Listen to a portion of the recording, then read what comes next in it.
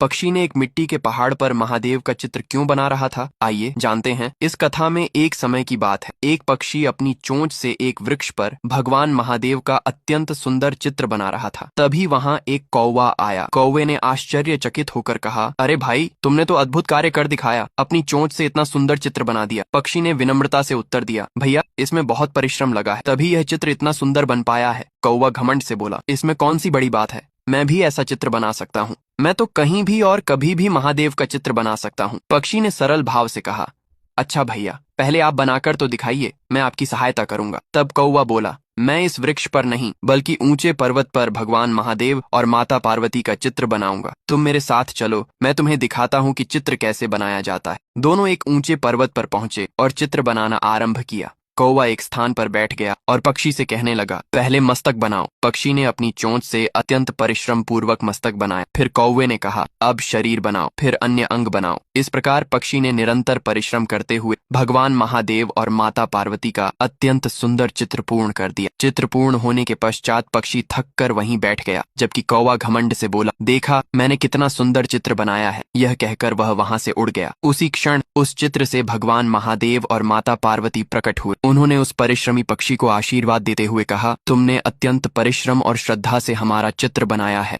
इसलिए जब भी तुम हमें स्मरण करोगे, हम तुम्हारे साथ रहेंगे और तुम्हें कभी कोई दुख नहीं होगा। माता पार्वती ने स्नेहपूर्वक पक्षी के सिर पर हाथ रखकर कहा, पुत्र, तुमने हमारे लिए यह स्थान बनाया है, मैं तुमसे अत्यंत प्रसन्न हूँ। तुम जो वर मांगना चाहो मांग लो। पक्षी ने विनम्रता से कहा, हे माता, मेरी यही इच्छा है कि संसार के सभी मनुष्य और जीव जंतु आपके स्वरूप की श्रद्धा से पूजा करें। जो भी आपके चित्र की पूजा करे, उसके घर में कभी धन और बुद्धि की कमी न हो और वह सदैव सुखी रहे। ये सुनकर माता पार्वती ने प्रसन्न होकर कहा, तथास्तु, जैसा तुमने कहा है वैसा ही होगा। कुछ समय पश्चात कौवा वहां आया और पश्चाताप करते हुए बोला, हे प्रभु, मुझे क्षमा कर दीजिए। मैं यह देखना चाहता था कि यह पक्षी वास्तव में परिश्रमी है या नहीं। इसने अत्यंत परिश्रम और भक्ति से आपका चित्र बनाया है। तब भगवान महादेव ने कहा, जो कोई भी व्यक्ति सच्चे मन से परिश्रम करता है, उसका कार्य कभी व्यर्थ नहीं जाता। ऐसे व्यक्ति के साथ मैं और माता पार्वती सदैव रहते हैं। यह सुनकर कौवे को अपनी भूल का बोध हुआ और उसने विनम्रता से क्षमा मांगी।